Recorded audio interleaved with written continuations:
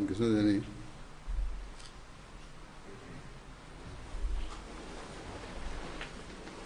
अल्लाहु अकबर अल्लाहु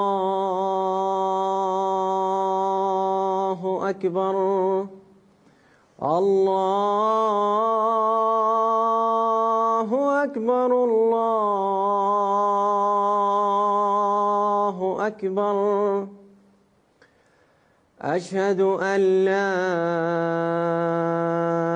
इलाहा इल्लल्लाह अशहदु अन ला इलाहा इल्लल्लाह अशहदु अन्ना मुहम्मदर रसूलुल्लाह अशहदु अन्ना मुहम्मदर रसूलुल्लाह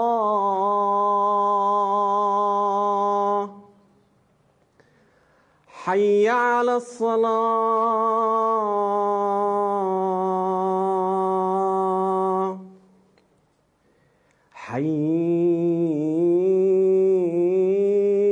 हय्य अलस्सलाह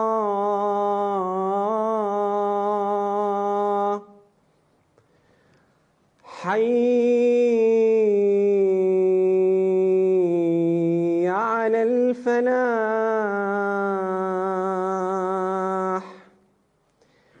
हय्य अलल फलाह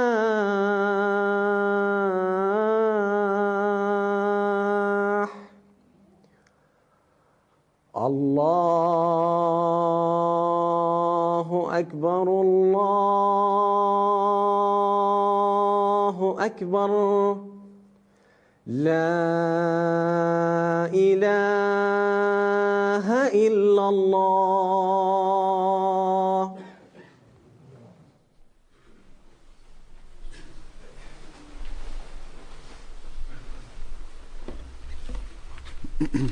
अस्सलाम वालेकुम रहमतुल्लाह।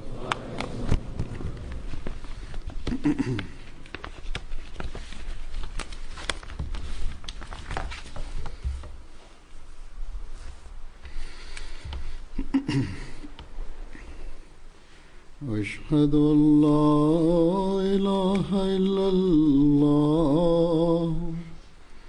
वहदहु ला शरीका लहु वअशहदु अन्ना मुहम्मदन अब्दुहु व रसूलुहु अम्मा बअदु फ़अऊज़ु बिल्लाहि मिनश शैतानिर रजीम बिस्मिल्लाहिर रहमानिर रहीम अल्हम्दुलिल्लाहि रब्बिल आलमीन अर्रहमानिर रहीम मालिकि यौमिद्दीन इय्याका नअबुदु व इय्याका नस्तईन اهدنا الصراط المستقيم صراط الذين أنعمت عليهم غير المغضوب عليهم ولا الضالين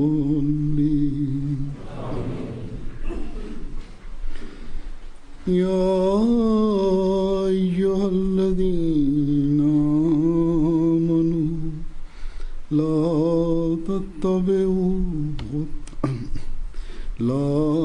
تتبعوا خطوات الشيطان ومن يتبع خطوات الشيطان فإنه يأمر بالفحشاء والمنكر ولولا فضل الله عليكم ورحمته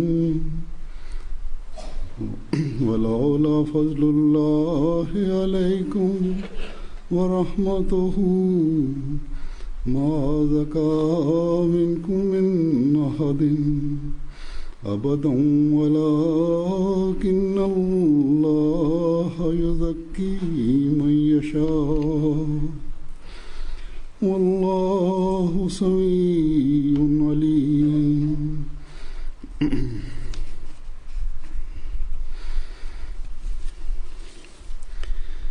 ऐ वो लोगों जो ईमान लाए हो, शैतान के कदमों पर मत चलो और जो कोई शैतान के O ju që besuat, mos ndiqni hapat e shejtanit. Kushto që i ndjek hapat e shejtanit, le ta di se ai padyshim urdhëron për të pahishmet dhe të ndaluarat. Sikur të mos kishit bekimin e Allahut mbi vete dhe mëshirën e tij, askush nga ju nuk do të mund të pastrohe kurrë. Por Allahu pastron këtë doje. Allahu është dëgjues. Në këtë ajet edhe në shumë ajete të tjera ka porositur bijtë e Ademit dhe besimtarët që të mos ndjekin hapat e djallit. Kjo porosi është për arsye sepse shejtani është mohues, pra shejtani kundërshtoi porosin e Zotit edhe vepron në kundërshtim me porosive të tij dhe rebelohet ndaj tyre. Edhe dihet që një që është kundërshtar i Zotit edhe që vepron në kundërshtim me porosive të tij, ai edhe ndjekësit e vet ashtu do t'i bëj. Dhe rrjedhimisht që shejtani është lënd djekse e xhenemit dhe ai edhe ndjekësit e tij do t'i bëj lënd djekse të xhenemit. Allahu i Madhrishëm shumë qartë ka treguar që o shejtan, kushdo që do të ndjek ty do ta mbush me xhenemin. Streha e tyre do të jetë xhenemi. Pasi i tha gjitha këto gjëra qartazi, Allahu i Madhrishëm thot që njeriu edhe pas kësaj nuk reflekton që shejtani është armiku i tyre, armiku i tij i hapët. Ka nga ata të cilët nuk i japin rëndësi fare besimit. Ata nuk dinë se çfarë është xheneti dhe çfarë është xhenemi. Ata as nuk vrasin mendjen se ekziston Zoti apo jo. Ata as nuk kuptojnë thënjet e besimit e as nuk duan t'i kuptojnë ato.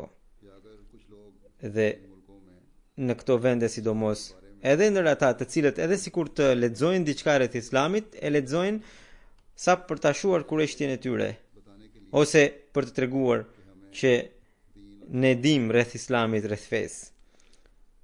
Por e vërteta është se edhe dija e tyre është krejtësisht sipërfaqësore. Por ka edhe nga ata të cilët studiojnë rreth Islamit thjesht për ta kundërshtuar atë, për ta diskredituar atë. Por nuk përfitojnë as pak nga mësimet e Islamit. Ata as nuk përpiqen të dalin nga hapat e shejtanit, nga kthetrat e shejtanit, dhe as nuk kanë ndonjë dëshirë për të kërkuar Zotin e Madhrishëm. Dhe as pra nuk kanë dëshirë për të kërkuar Zotin e Madhrishëm. Njerëzit e tillë patjetër që po i ndjekin hapat e shejtanit. Por ka edhe nga ata të cilët pretendojnë të jenë besimtar, e quajnë veten besimtar, prapë se prapë ndjekin hapat e shejtanit, ose në mënyrë të pavetdijshme bëjnë disa vepra ose duke mos vepruar sa duhet për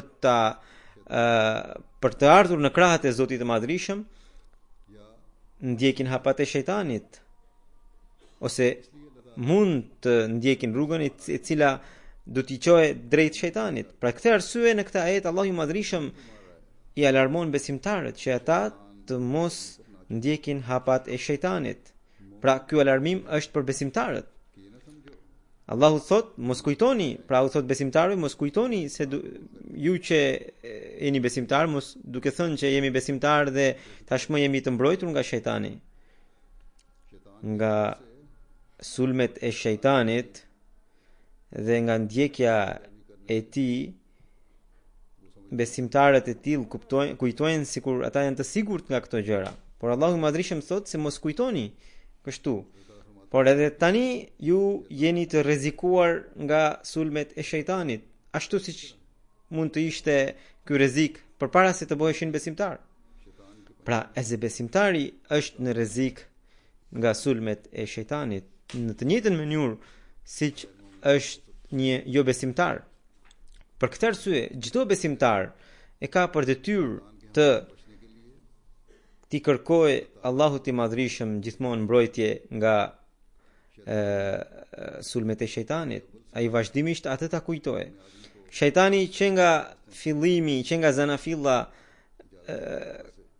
i ka kërkuar Allahut liri me pretendimin që atij t'i lejohe t'i devijohe njerëzit, edhe ai kishte deklaruar që unë do të ulem në çdo rrugë të tij, pra të Zotit, edhe do ta largojë njeriu nga rruga e Zotit.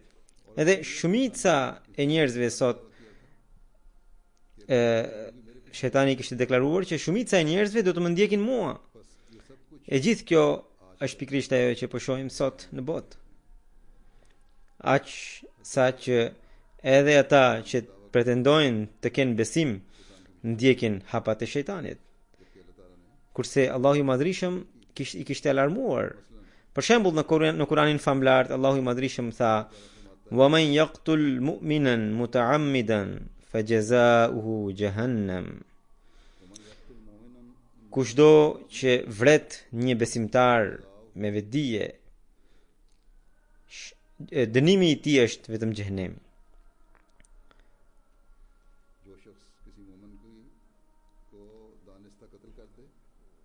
Në këto ditë, gjithçka që ndodh, ose ajo që ndodh në botën muslimane, që njerëzit, besimtarët po vrasin njëri tjetrin, çfarë është kjo? Kjo është ndjekja pas hapave të shejtanit. Jo vetëm atje, por edhe duke vrarë edhe jo muslimanët në përgjithësi. Këta të ashtu quajtur besimtar, çfarë po bëjnë? Sipas këtij ajeti, haptazi po i ndjekin hapat e shejtanit. Edhe po i ndjekin hapat e shejtanit duke rënë në hile të shejtanit, i cili u thot se po e bëni këtë gjë do të hyni në xhenet. Kjo tregon se shejtani kështu vepron. Ai thot që bëni kështu do të hysh në xhenet, ndërsa Zoti thot po e bëre kështu do të hysh në xhenem. Pra, Allahu i Madhrishëm u tërheq vëmendjen besimtarëve që gjithnjë keni sy mbi vetveten dhe kontrollojeni çdo herë që mos jeni duke ndjekur hapat e shejtanit, duke mohuar gjërat e vogla, porositë e vogla, mund të jeni duke ndjekur hapat e shejtanit, ose edhe duke bërë gjëra të mëdha, jeni duke ndjekur hapat e shejtanit.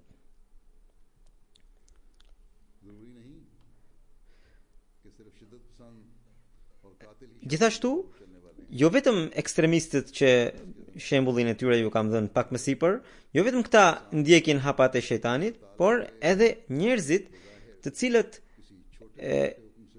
i largohen qoftë një porosie sado të vogël të Zotit të Madhrishëm, ashtu duke ndjekur hapin e shejtanit. Për këtë arsye, duhet të kemi shumë kujdes për të bërë besimtar të vërtet, të sinqert. Ne duhet të kemi shumë kujdes që të mos bëhemi pre e sulmeve të shejtanit. Shejtani kur sulmon dhe kur i ngërmon njerëzit, metoda e tij nuk është aq e thjesht që njeriu ta kuptojë atë. Pra, ai nuk i thot njeriut që kur i duhet që ti thot njeriut që të mos veprojë sipas porosive të Zotit, ai nuk i thot që kjo është një kundërshtim me porositë e Zotit. Kjo është ligësi, por ai e mashtron njeriun. Edhe në fillim i thot se kjo është mirësi, bëje këtë. Edhe Ademin, pra në fillim shejtani i ishte referuar mirësisë. Ati i tha se kjo është mirësi, bëje këtë. Edhe ky ajet tregon që shejtani si mashtron njerëzit pak nga pak. Hapat, pra fjala hapat tregojnë strategjinë e shejtanit. Se pari ai ndjell një ligësi me petkun e mirësisë. Kur njeriu e bën atë gjë, edhe ajo ligësi fillon të përhapet. Edhe në fillim njeriu kujton sikur kjo ligësi nuk do të përhapet në shoqëri ose nuk do të bëj keq askënd. Por vjen një kohë kur ajo është e përhapur në shoqëri. Ajo do të jetë e përhapur në shoqëri. Dhe aq shumë sa që vjen një kohë kur njerëzit fillojnë të mbyllin syt nga ajo. Ose pastaj edhe disa njerëz të tjerë nga duke rënë në një kompleks inferioriteti, fillojnë të mos e quajnë atë ligësi. Ose thjesht heshtin kur e shohin atë gjë.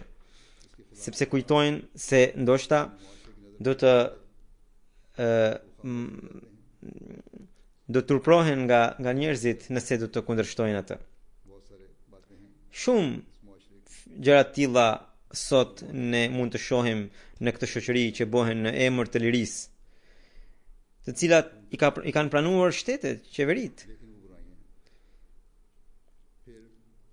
Për shembull në këtë shoqëri është një ligësi e cila në sytë e tyre, sytë e njerëz, siç për shembull mbulesa e islame, në këtë shoqëri thuhet shumë kundër mbulesës islame, dhe sepse ata thonë se kjo është një heqje të drejtash nga të gruas, dhe ata thonë se sheriati nuk kishte nevojë të ndërhynte në këtë çështje. Disa vajza që bëhen pre e kompleksit inferioriteti, duke kujtuar se çfarë do të thonë shoqet e tyre, ose në përshkolla dhe kolegjet, studentët, mësuesit do t'i përqeshin, ato lëkunden në mbajtjen e mbulesës. Shejtani u thot se kjo është diçka e vogël. Nuk jeni duke hequr dorë nga Islami. Nuk jeni duke prishur shenjtërinë tuaj për të shpëtuar nga fjalët, nga lomotitjet e shoqërisë. Hiqni mbulesën tuaj. Nuk do të ndosë gjë. Sepse ju po bëni porositë e tjera, ju po i plotsoni. Por atëherë këto vajza që i binden shejtanit edhe heqin mbulesën e tyre, nuk u shkon mendja që kjo porosi është ajo që gjendet në Kuranin famlar. turpi i gruas qëndron në veshjet e saj që e mbulojnë atë. Shenjtëria e gruas është qëndron atëherë kur ajo ruhet nga lidhjet e panevojshme me burrat. Në këtë shoqëri, alhamdulillah, ka edhe vajza të tilla ahmediane, të cilat kur ngrihen akuza kundër mbulesës së tyre nga burrat, u mbyllin goje me përgjigje të merituar, duke thënë se kjo është veshja jon, edhe ky është stili ynë, edhe kush jeni ju që po ndërhyni në lirin ton. Është drejta jon që ata thonë, atë është drejta jon që ne të vishemi siç dëshirojmë. Por ka edhe nga ato të cilat, edhe pse janë ahmediane, thonë se në këtë shoqëri është e vështirë të mbulohen. Ato kanë turp, thonë. Edhe prindërit kanë nevojë të ushqejnë vajzat e tyre që turpi atyre duhet të vi duke mos vepruar në porositë e islamit, jo duke i vepruar ato, duke vepruar sipas tyre. Në të njëjtën mënyrë, në këtë shoqëri të lirë, edhe djemt përfshihen në disa ligësi të cilat në fillim vinë heshturazi në jetën e tyre, edhe më pas kur djemt përfshihen ato ligësi, fillojnë të vinë edhe ligësi të tjera në jetën e tyre. Kështu që për të shpëtuar nga shejtani, kemi nevojë të vendosim që në shtëpi poste vrojtimi të tilla që jo vetëm që të na mundsojnë të shpëtojmë nga sulmet e shejtanit, por edhe të përgjigjemi atyre sulmeve. Dashurinë e shejtanit mos e pandeni si dashuri, mos mendoni si dashuri, edhe mos lejoni që ajo të hyjë kështu në jetën tuaj, por gjithmonë duke i kërkuar falje e Zotit të Madhrishëm, të hyni në mbrojtjen e Allahut. Kjo duhet të jetë përpjekja e çdo ahmediani. Mbrojtja më e madhe kundër shejtanit është Allahu i Madhrishëm. Prandaj, në këtë shoqëri të degeneruar, kaloni një jetë duke i kërkuar falje Zotit të Madhrishëm, duke bërë istighfar, dhe në këtë mënyrë, vetëm në këtë mënyrë mund të hyni në mbrojtjen e Allahut, edhe mund të shpëtoni nga shejtani. Asnjë njeri nuk hyn në një ligësi duke ditur me vetdije, sepse është në natyrën e njeriu që ai i shpëton diçka për të cilën e di që ajo është e dëmshme për të. Sidomos besimtarët e vërtet, të cilët dinë të dallojnë të mirat nga të këqijat, sepse Zoti i Madhrishëm u ka treguar hapur se cila është mirësia dhe cila është ligësia. Për këtë arsye, duke vepruar në bazë të mësimit të Zotit të Madhrishëm në këtë çështje, kërkoni ndihmën e Allahut. Dhe për këtë duhet të përpiqeni. Shejtani është në dijeni që derisa njeriu është në mbrojtjen e Zotit, në kështjellën e tij, ai nuk mund ta dëmtojë atë. Për këtë arsye, shejtani tenton ta heqë njeriu së pari nga kështjella në të cilën njeriu gjendet në mbrojtjen e Zotit, dhe pastaj e bën që të ndjek hapat e tij, dhe tentimi për të nxjerrë nga kështjella e Allahut, shejtani këtë e bën vetëm së pari duke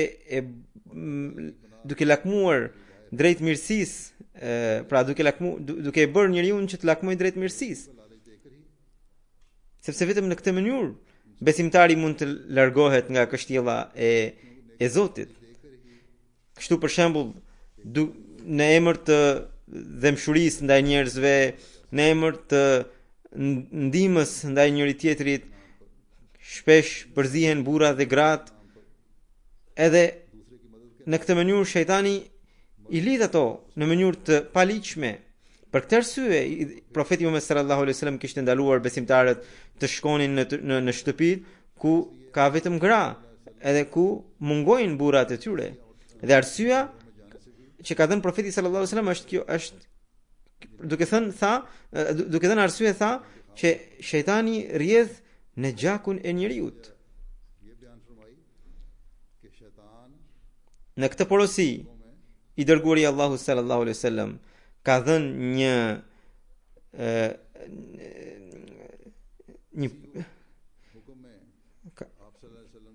një urdhër që një burr dhe grua që mund të martohen nuk duhet të rinë bashk.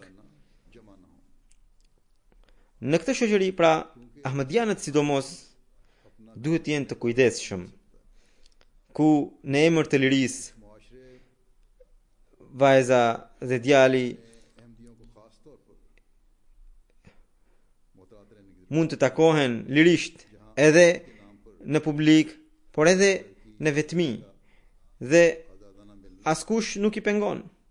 Edhe likësit nuk përhapen vetëm nga takimet e djemve dhe vajzave të reja të pamend, por edhe njerëzit e martuar, të cilët nëse nuk vendosin pengesa në hyrje dalje në shtëpitë e njëri tjetrit, edhe kjo shkakton shkatrimin e shtëpive.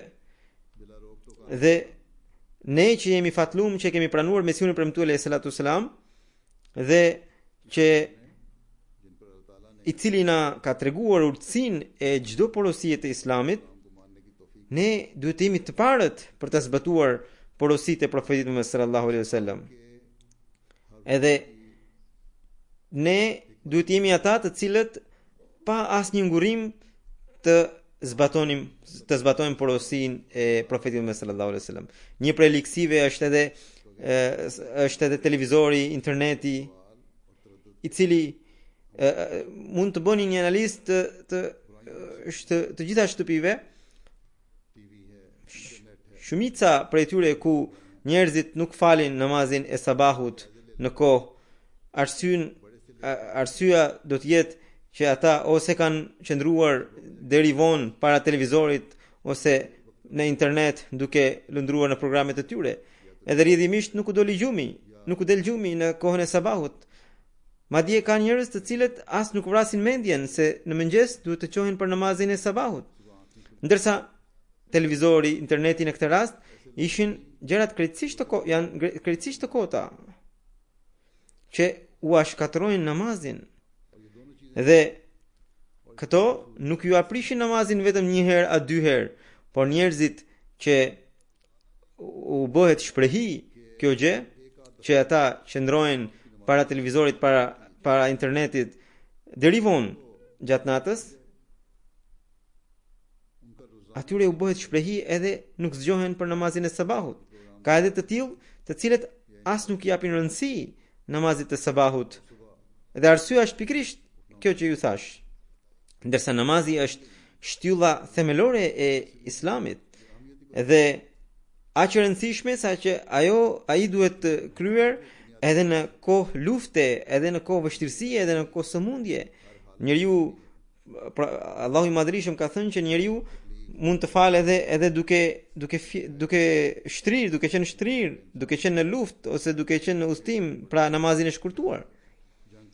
Ndërsa në kohë të zakonshme, besimtarët duhet i falin ato në kohë me xhamat, ndërsa gratë duhet i falin në kohë. Ndërsa shejtani i largon njerëzit nga namazi duke i dhënë lakmi për një emision të kësaj bote, për një program të kësaj bote. Përveç kësaj, interneti është diçka që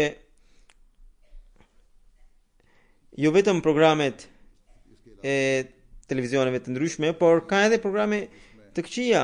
Sot keni plot aplikacione që mund të instaloni në telefonin ose në iPadin tuaj. Dhe fillimisht njerëzit ato instalojnë për aplikacione të mira. Fillimisht shohin programe të mira, edhe me kalimin e kohës kur futen në grackën e shejtanit, përfshihen ato programe të cilat ua shkatrojnë moralin. Në shumë shtëpi po shkatrohen vetëm për arsye sepse nuk po përmbushen detyrimet të drejtat e bashkëshortes, për arsye sepse bashkëshorti qëndron deri vonë para televizorit, duke parë ose para internetit, duke parë gjëra të pahishme. Pastaj në shtëpitë e tilla edhe fëmijët ndjekin të njëjtën rrugë, edhe ata shikojnë të njëjtën gjë. Për këtë arsye, një shtëpi ahmediane duhet përpiqet gjithmonë të shpëtojë nga këto sëmundje shpirtërore, morale. I dërguari Allahu sallallahu alaihi wasallam sa shumë ishte i interesuar, sa shumë ishte i kujdesshëm që t'i mbronte besimtarët nga sulmet e shejtanit. Sa shumë çfarë lutjesh të bukura i mësonte besimtarëve i dërguari Allahu sallallahu alaihi wasallam. Një sahab i tij na tregon, i dërguari Allahu sallallahu alaihi wasallam na ka mësuar, thot ai sahab, o Allah, na bashko zemrat në mirësi, na përmirëso, na udhëzo në rrugën e paqes, na liro nga errësirat për të shkuar drejt dritës, na shpëto nga ligësitë, sherret dhe çrregullimet të hapta apo të fshehta. Na beko dëgjimin, shikimin, zemrat, bashkëshortët, fëmijët, dhe na prano pendimin me mëshirë. Ti je me të vërtet pendim pranuesi, mëshirëploti. Na bëj mirënjohës të tu për bekimin tënd dhe na mundso ta vlerësojmë bekimin tënd siç duhet. Ta përvetësojmë atë dhe ti vetë plotësoje atë për ne.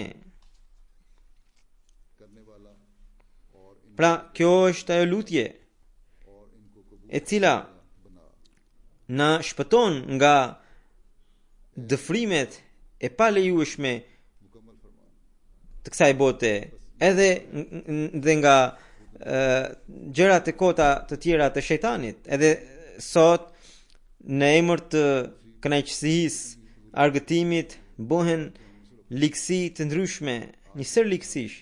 Njeriu kur i lutet Zotit për bekimin në shikim e në dëgjim, kur lutet për të kërkuar paqe, kur lutet për të shkuar drejt dritës duke u larguar nga errësira, kur lutet për të drejtat e bashkëshorteve, kur lutet që të gjej prejën e syve nga fëmijët, atëherë vetvetiu ai do të largohet nga pahishmëritë, nga të ndaluarat. Edhe në këtë mënyrë vetëm ai bëhet mjet për të shpëtuar edhe veten edhe gjithë shtëpinë. Koha në të cilën ne po kalojmë, jo vetëm në një vend të caktuar, por në të gjithë botën, është shumë e rrezikshme. Media na ka lidhur me njëri tjetrin, edhe për fat të keq, në vend që na afroje drejt mirësive, na ka afruar më shumë drejt shejtanit. Në rrethana të tilla, në situatë të tillë, një ahmedian duhet të jetë vigjilent jashtëmase shumë ndaj gjendjes së vet. Allahu i Madhrishëm na ka dhuruar kanalin MTA. Allahu i Madhrishëm na ka dhënë me plot programe të xhamatit një webfaqe. Nëse ne do t'i kushtojmë vëmendjen tonë më shumë kësaj gjëje, atëherë ne do të jemi të lidhur me gjërat që do të na afrojnë më shumë me Zotin e Madhrishëm dhe do të na largojnë më shumë nga shejtani. për argëtim, nëse na duhet të shohim edhe kanale të tjera, atëherë ne duhet të marrim masa që pra prindërit të shikojnë ato që janë të moralshme edhe fëmijët të bashkojnë në ato programe që janë të moralshme. Kudo që shfaqet pahishmëria, likësia, kotësia, duhet të ruheni nga ajo, sepse ato ju fusin vetëm në pahishmëri dhe në gjërat e ndaluara, ku ju do të largoheni më shumë nga Zoti i Madhrishëm. Këtë gjë çdo shtëpi ahmediane duhet të bëj si detyrë për vete që të paktën një herë në javë gjithë anëtarët e shtëpisë bashkërisht të shikojnë hutben e xumas në MTA. Edhe përveç kësaj, të paktën një orë çdo ditë duhet të shikojnë programet e kanalit MTA në shtëpi. Ato shtëpi ku zbatohet kjo gjë, ju mund të vini re, mund të shikoni se sa të pastra janë ato, edhe fëmijët që rriten në ato shtëpi janë të pastër. Gjithkush nga ju që do ta zbatojë këtë porosi, jo vetëm që do të përfitoni me vlera besimi, por edhe do t'i afroheni Zotit më shumë dhe do t'i largoheni shejtanit. Do të gjeni qetësi në shtëpi edhe do të keni bekime në shtëpi tuaja, ashtu siç Allahu i Madhrish i dërguari Allahu sallallahu alaihi wasallam na ka mësuar në lutjen që ju kam treguar.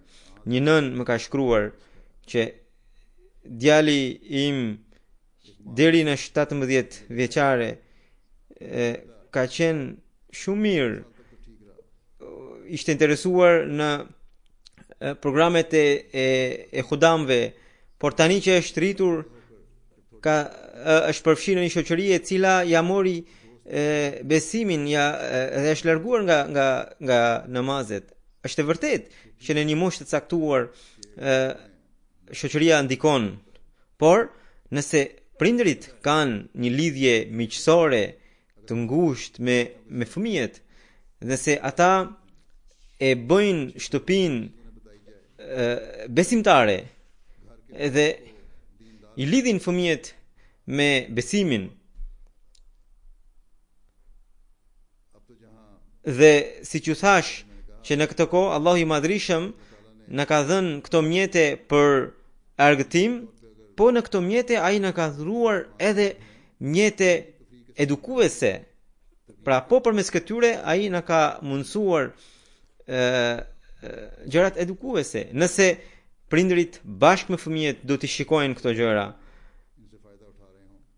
atëherë do të ketë dobi. Nëse fëmijët do të ndërgjegjësohen, do të ndjejnë që ata kanë rëndësi në shtëpinë e tyre, ata nuk do dalin jashtë shtëpisë për të gjetur qetësinë, sepse atë do ta gjejnë që në shtëpi.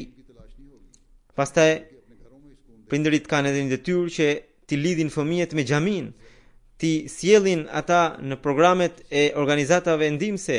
Këtu dua t'u them edhe organizatave ndihmëse, edhe sistemit të xhamatit, por sidomos organizatave ndihmëse, sepse ato duhet t'i mbrojnë antarët e tyre, sepse çdo organizat kujdeset për një shtresë të caktuar antarësh, xudamët t'i ruajnë xudamët, lajnat t'i ruajnë lajnat.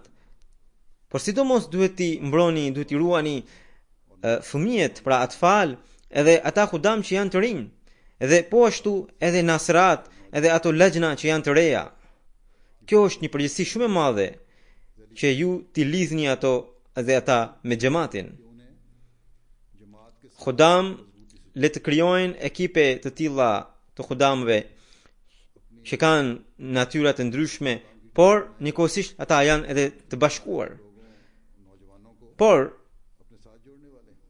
mas shumti ankesa vijnë nga vajzat e reja që organizata e grave, pra e lajnas, ku pas moshës 15 vjeçare, të gjitha gratë janë në një organizat, edhe aty nga drejtuesit nga një herë janë edhe nga që janë në moshë të madhe, pra të moshuara, ato nga një herë kanë sjellje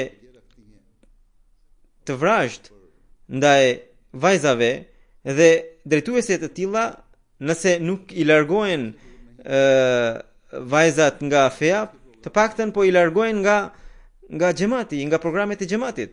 Kështu që përgjegjësit e tilla kanë për detyrë që ato të sillen me dashuri, edhe kështu t'i lidhin vajzat me xhamatin, me xhamin dhe me organizatën e tyre. Përndryshe shejtani është në prit, është në kërkim të shikojë ndonjë ahmedian që ai të ketë ankesë ndaj ndonjë përgjegjësi apo përgjegjësi dhe ai ta mbërthejë atë. Ne derisa kemi pranuar Mesiun e premtuar selam, ne kemi pranuar për arsye sepse përmes Mesiut e premtuar selam në këtë kohë do të bëhe betejë e fundit me shejtanin. Por nëse ne me veprat tona do të japim leje shejtanit që ai për shkak të sjelljes së drejtuesve dhe përgjegjësve ti ngushëllojë fëmijët tan, të rinj tan, atëherë përgjegjësit e tillë, qofshin burra, qofshin gra, nuk janë ndihmës të Mesiut të premtuar selam, përkundrazi janë ndihmës të shejtanit. Për këtë arsye, çdo përgjegjës, çdo drejtues duhet të përpiqet në veçanti që ai ta shpëtojë edhe veten nga shejtani, edhe antarët e xhamatit. Allahu i Madhrishëm ka bekuar këtë bekim që na ka dhënë, pra bekimin e Mesihut Islam, këtë duhet ta kuptojmë. Edhe të kërkojmë pëlqimin e Zotit. Po ashtu, çdo ahmedian i ri apo e re, pra që ka mend, ata duhet të kuptojnë se Zoti i Madhrishëm i ka bekuar që ata ta pranojnë ahmediatin ose të lindin në shtëpit ahmediane. U ka mundsuar të pranojnë Mesiun e premtuar selam, për të cilin ka dhënë lajmin vet i dërguari i Allahut sallallahu alaihi wasallam, dhe i cili në këtë kohë do ta mundte shejtanin. Dhe për këtë arsye, ai, pra një ahmedian apo ahmediane e re, nuk duhet të largoje veten nga besimi për shkak të ndonjë sjellje, për shkak të sjelljes së ndonjë përgjegjësi apo përgjegjëse, por përkundrazi duhet ta mund shejtanin duke u bërë ndihmës të Mesiut premtuar selam. Edhe për këtë duhet të lutet, sepse Allahu i Madhrishëm ka thënë në këtë ajete, ai është Sami, pra ai është i gjithdëgjueshëm dhe i dijshëm. Ai është dëgjues dhe i gjithdijshëm. Ai thotë që unë e di se sa frikë keni nga sulmet e shejtanit. Unë e di shumë mirë se sa shumë po përpiqeni që t'i shpëtoni sulmeve të tij. Edhe pra nëse ai do ta di sinqeritetin ton, atëherë do të na dëgjojë lutjet. Edhe po ashtu, nëse do të jemi të tillë, ne vetvetiu do të jemi larg atij ambienti ose asaj situate e cila mund të na lidh me shejtanin. Kështu që Allahu na thot që ne duhet të lutemi vazhdimisht që të jemi të mbrojtur nga sulmet e shejtanit. Allahu i Madhrishëm thot se përpjekje dhe lutje që bëhet me sinqeritet të plot do të pranohen patjetër tek Allahu i Madhrishëm. Edhe në këtë mënyrë do të ruheni nga shejtani. Po ashtu, sidomos ata të cilëve u është besuar shërbimi ndaj xhamatit, të cilëve u është besuar të udhëzojnë antarët e xhamatit, të edukojnë, ata duhet jenë të njëjtë edhe në fjalët edhe në veprat e tyre, edhe të kalojnë jetën sipas pëlqimit të Zotit, edhe t'i luten me sinqeritet të plot që me anë të tyre askush të mos devijohet edhe askush të mos futet në grupin e shejtanëve. Allahu i madhrishëm thot, lutjet e tilla të sinqerta ai do t'i pranoj dhe do t'i uzoj edhe ju. Allahu thot edhe do t'i uzoj edhe ju edhe ata të cilët i sulmon shejtani, aq sa ju të shpëtoni përfundimisht nga sulmet e tij.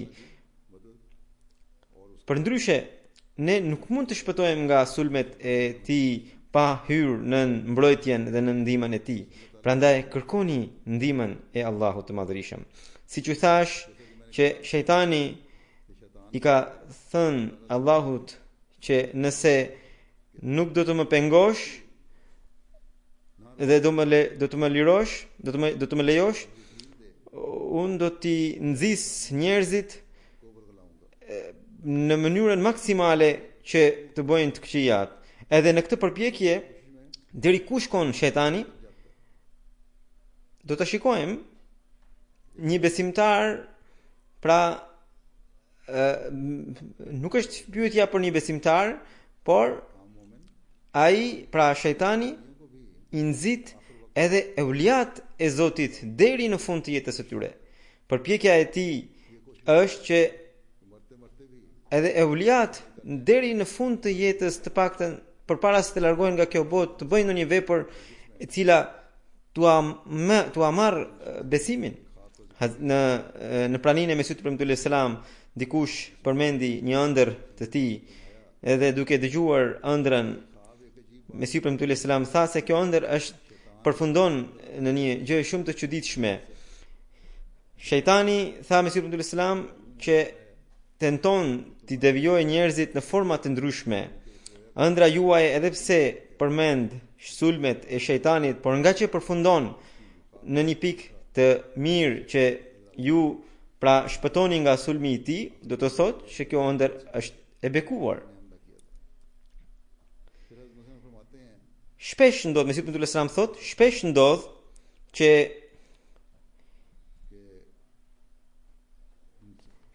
njeriu mund të shpëtojë nga sulmet e shejtanit vetëm atëherë kur vazhdimisht është në përpjekje për të shpëtuar nga ai, ose nëse Zoti i Madhërisëm vetë e mëshiron atë. Edhe Mesihu premtuar selam tregon një ngjarje të një veliu, pra të një të dashurit të Zotit, miku të Zotit, tha që kur ai jepte shpirt, pra kur po vdiste, fjalët e tij të fundit ishin jo akoma, jo akoma. Aty afër ishte një nxënës i tij dhe ai ngeli i habitur.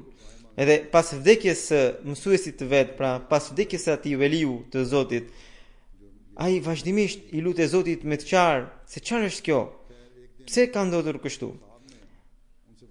Që ai duke dhënë shpirt ka thënë jo akoma, jo akoma. Edhe një natë ai e shikon në ëndër atë veli, pra mësuesin e vet, dhe e pyet, pse keni thënë duke dhënë shpirt jo akoma, jo akoma?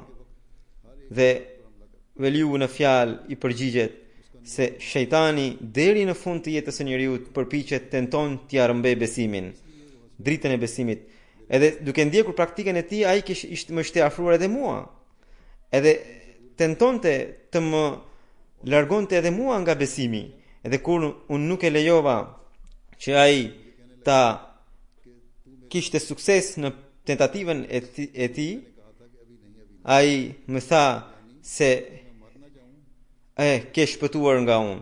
Edhe unë i thash jo akoma, jo akoma, sepse ende nuk kisha dhënë shpirt. Sepse e di që derisa jam i gjallë, jam i rrezikuar nga sulmet e tij. Derisa nuk vdes, nuk mund të them që jam shpëtuar nga ai. Pra, ky është standardi i euliave të Zotit, të cilët na kanë dhënë shembullin e tyre, që dhe na kanë treguar se sa shumë tenton shejtani që t'u aprish besimin edhe euliave të Zotit, që t'i shpjerë në xhehenem të paktën në momentin e fundit të jetës së tyre. Kjo është shumë e frikshme për një besimtar. Një besimtar i vërtet gjithnjë duhet të jetë i vëmendshëm që të mos kaloj asnjë çast në shkujdesje. Madje gjithnjë të qëndroje duke i kërkuar falje Zotit të Madhërisëm, duke u penduar. Mesihu premtuar selam thot që shejtani gjithnjë vepron për t'i larguar, për të devijuar njeriu. Madje ai futet edhe në veprat e tij të mira, edhe tenton t'i prish ato.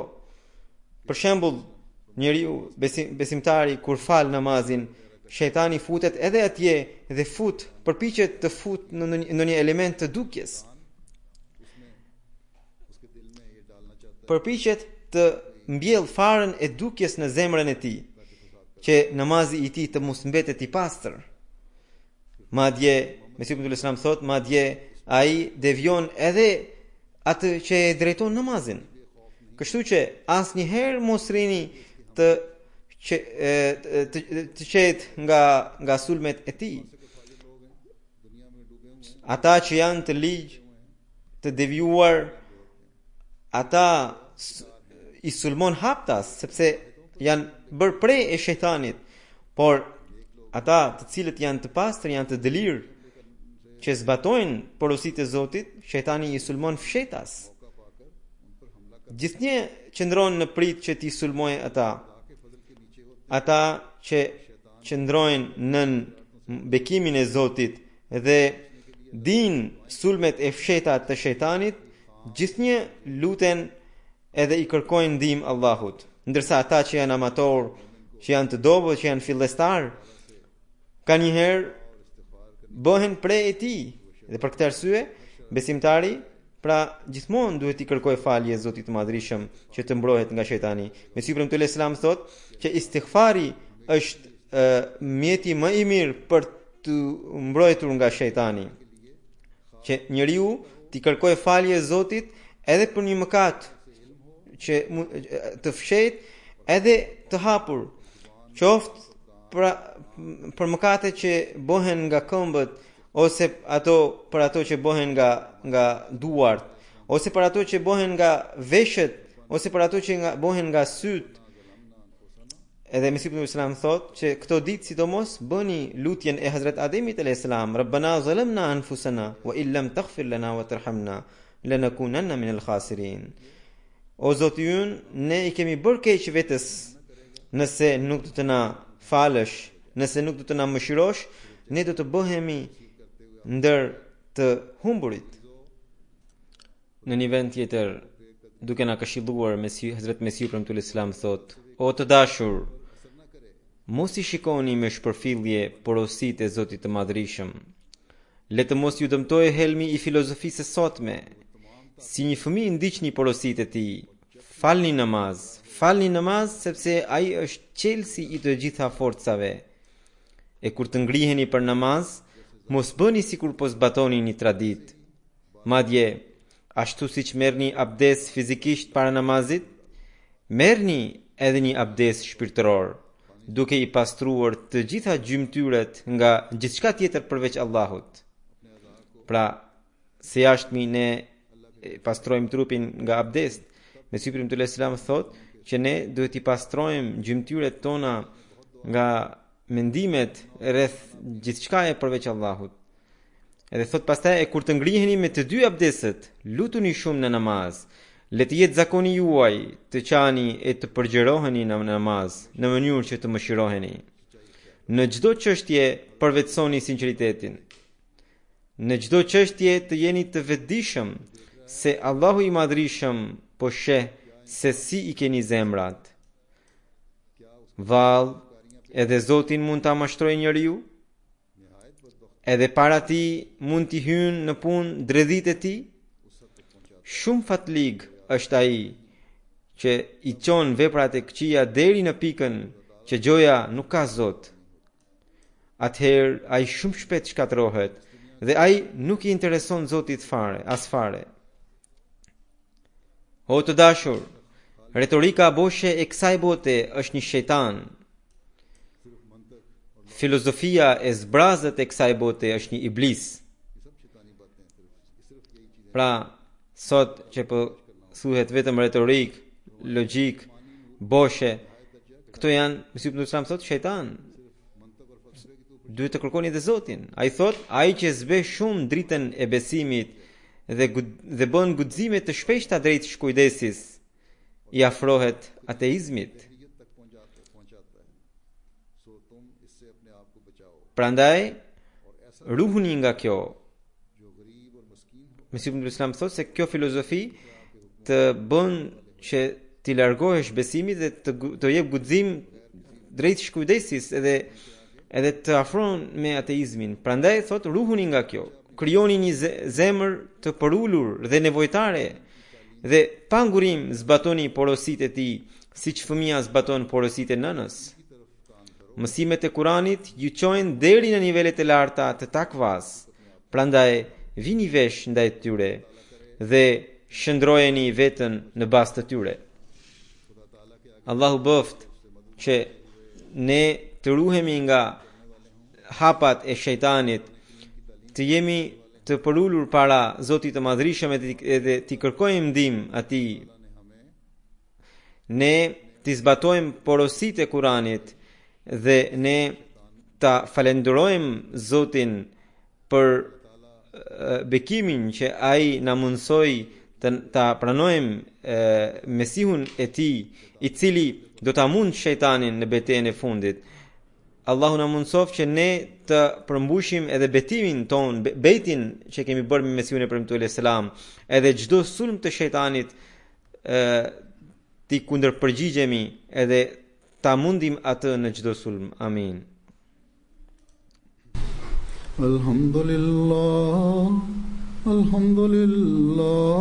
nahmaduhu wa nasta'inuhu wa nastaghfiruhu wa nu'minu bihi wa natawakkalu alayhi wa na'udhu billahi min shururi anfusina wa min sayyiati a'malina. من يهده الله فلا مضل له ومن يضلل فلا هادي له ونشهد أن لا إله إلا الله ونشهد أن محمدا عبده ورسوله. عباد الله رحمكم الله إن الله يأمر بالعدل والإحسان وإيتاء ذي القربى وينهى عن الفحشاء والمنكر والبغي يعظكم لعلكم تذكرون. اذكروا الله يذكركم وادعوه يستجب لكم ولذكر الله أكبر.